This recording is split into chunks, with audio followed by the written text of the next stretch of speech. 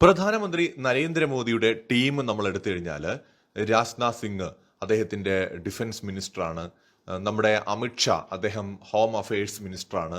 നിതിൻ ഗഡ്കരിയാണ് നമ്മുടെ road transport ഹൈവേയുടെ minister എന്ന് പറയുന്നത്.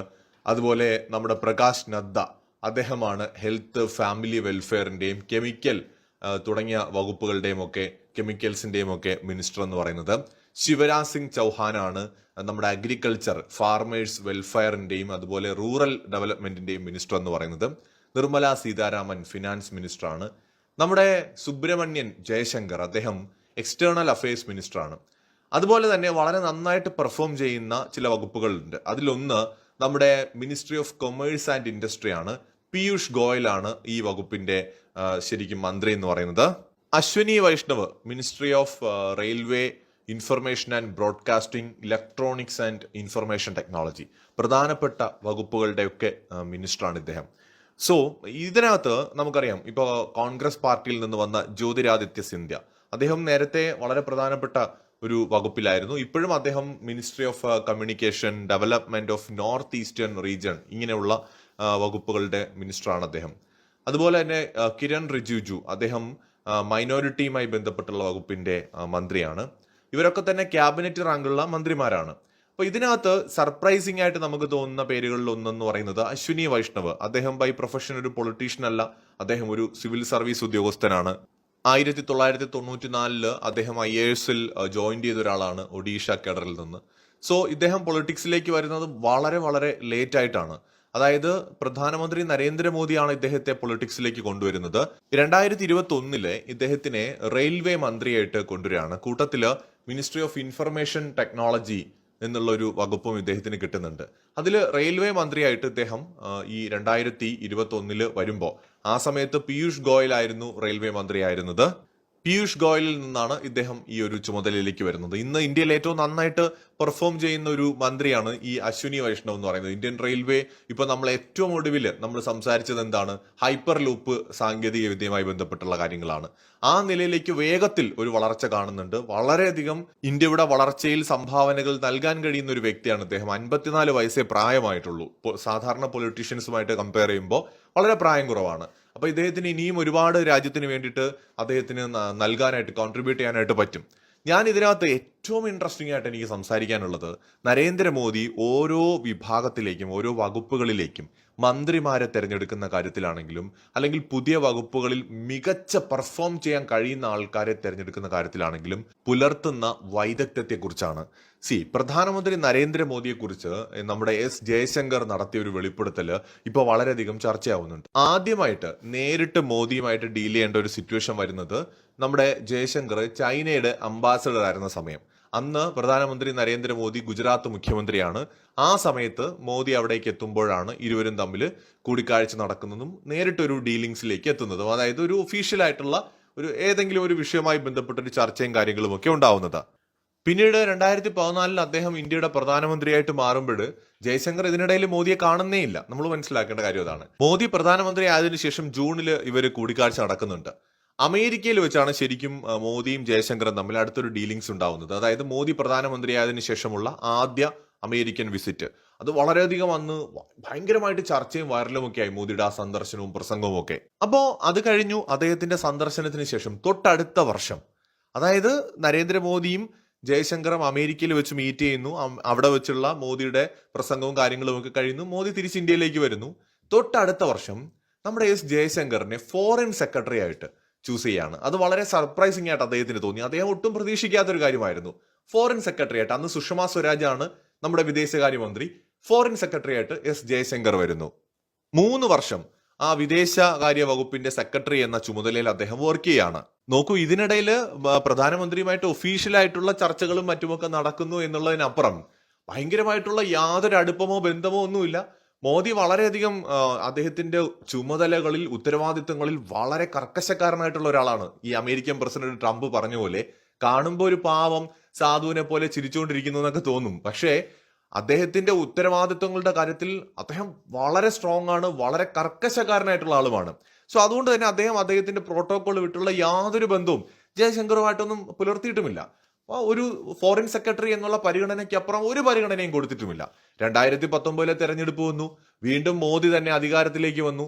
അപ്പൊ ആ സമയത്ത് ജയശങ്കർ തുറന്നു പറയുന്നുണ്ട്, എന്റെ ഒരു എഫേർട്ട് എന്തിനായിരുന്നു അറിയാമോ, അദ്ദേഹത്തിന്റെ സത്യപ്രതിജ്ഞ നടക്കുന്ന ചടങ്ങിൽ ഒരു കസേര എവിടെയെങ്കിലും എനിക്ക് കിട്ടുമോ എന്നുള്ളതിനായിരുന്നു ഞാൻ പരിശ്രമിച്ചത്. അതായത് ഈ സത്യപ്രതിജ്ഞ ചടങ്ങൊന്ന് കാണണം. അപ്പോൾ ഒരു ഫോറിൻ സെക്രട്ടറി ആണെങ്കിലും നമുക്കറിയാം വളരെ ഉയർന്ന റാങ്കിലുള്ള ആൾക്കാരും ഒരുപാട് അദ്ദേഹത്തിനേക്കാൾ ഉയർന്ന പൊസിഷൻസ് വഹിക്കുന്ന ആൾക്കാരുണ്ട് പ്രോട്ടോകോൾ അനുസരിച്ച്. അതുപോലെ തന്നെ ഒരുപാട് ഗസ്റ്റുകളുണ്ട്. അപ്പൊ അവിടെ അദ്ദേഹത്തിന് ഒരു ഇരിപ്പിടം കിട്ടുക എന്ന് പറയുന്നതാണ് അദ്ദേഹത്തെ സംബന്ധിച്ചിടത്തോളം വളരെയധികം ചലഞ്ചിങ് ആയിട്ടും അതിനുവേണ്ടിയാണ് അദ്ദേഹം ഏറ്റവും അധികം എഫേർട്ടും ആ സമയത്ത് എടുക്കുന്നത്.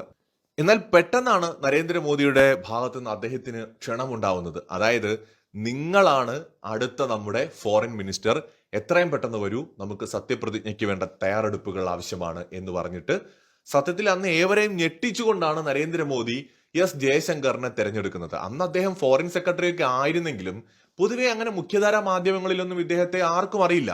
ആരാണ് ഈ ജയശങ്കർ? അപ്പോ സുഷമ സ്വരാജ് ആണെങ്കിൽ വളരെ പ്രശസ്തി നേടിയ പേര് കേട്ട ഒരു നമ്മുടെ ഇന്ത്യയുടെ ചരിത്രത്തിൽ അക്കാലത്ത് ഏറ്റവും മികച്ച ഫോറിൻ മിനിസ്റ്റർ എന്ന് പ്രതിപക്ഷം പോലും സമ്മതിക്കുന്ന ഒരാളാണ്. 2019 സുഷമാജി സത്യത്തിൽ അപ്പോഴും അവർക്ക് മരണമൊന്നും സംഭവിച്ചിട്ടില്ല. 2019 സുഷമ സ്വരാജ് മരണപ്പെടുന്നത്.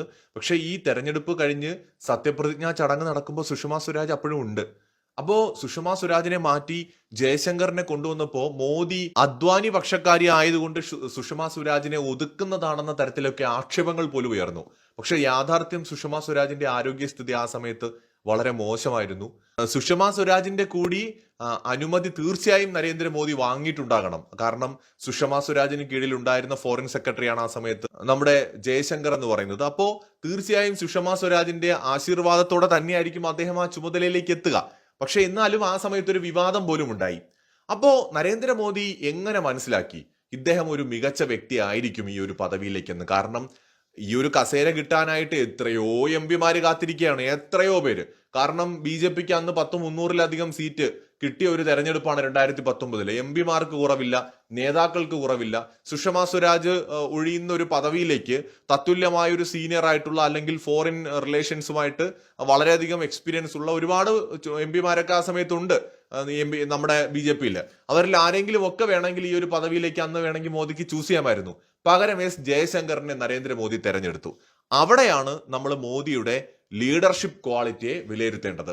മോദിക്ക് തോന്നി ഈ വ്യക്തി ഈ രാജ്യത്തിന്റെ ഈ ചുമതല ഗംഭീരമായി ചെയ്യുമെന്ന്. മോദിയുടെ ആ തെരഞ്ഞെടുപ്പ് പിന്നെ ലോകം അംഗീകരിച്ചു എന്നുള്ളതാണ്. ഇന്ന് കഴിഞ്ഞ 2 ദിവസം മുമ്പ് റഷ്യൻ പ്രസിഡന്റ് പുടിൻ പോലും കോട്ട് ചെയ്തത് S ജയശങ്കറിന്റെ വാചകങ്ങളായിരുന്നു.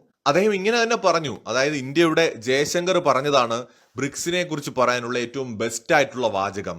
BRICS isn't anti western, it's just not western എന്നാണ് എസ് ജയശങ്കർ പറഞ്ഞത്. ഇതേ വാചകം സത്യത്തിൽ നമ്മുടെ പുടിൻ അവിടെ ആവർത്തിക്കുകയാണ് ചെയ്തത്. അപ്പോ എസ് ജയശങ്കർ എവിടെ എത്തി നിൽക്കുന്നു എന്ന് നോക്കൂ.